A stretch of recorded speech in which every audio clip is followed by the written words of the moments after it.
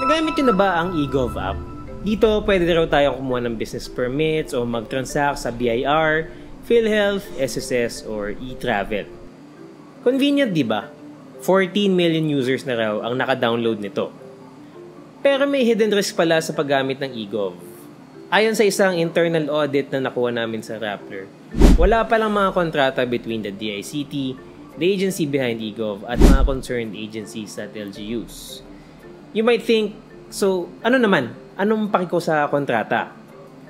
Well, dapat malaki. Kasi app ito kung saan dumadaloy ang personal data mo. Dapat malinaw kung sino ang mananagot kapag nagka-data breach. DICT ba, LGU, o yung mismong government agency? At bago ka pa makapasok sa app, ang dami na niyang hinihingi. Government ID, live photo, full name, birthday, address, at signature. Isang malaking government database ito, all tied to your identity. At dahil gumagamit ito ng single sign-on, once nakalagin ka na sa eGov, nakalagin ka na rin sa ibang services. So kung nabuksan ng hacker ang iyong eGov account, maaring makita na din niya ang iyong info sa PhilHealth or Pag-ibig. Pag nangyari ganon, sino ang mananagot? Tinanong namin ng dating policy chief ng National Privacy Commission, si Jam Jacob. Sabi niya ang kawalan ng data processing agreement o kahit anong dokumentong gumaganap ng parehong function, it gives rise to a significant risk.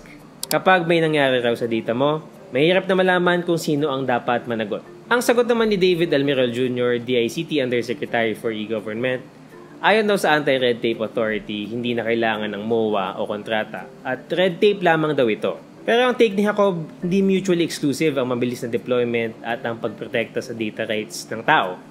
Pwedeng pabilisin ang proseso habang pinapalakas ang safeguards. Ang solusyon, ayusin ang contract processing, hindi tanggalin. Importante ang Philippine context. Paulit-ulit na nade-deface at na-hack ang government websites. Pero bihira tayo makakita ng kahit sinong government personnel o kahit private firms na napaparusahan. O baka sabihin nyo na dumagdag pa to sa inisip nyo.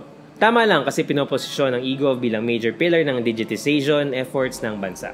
So tama lang na mas scrutinize ito para siguraduhin na ginagawa nito ang lahat para protektahan ang ating data. For more on this and other stories, download the Rappler Communities app available for Apple and Android.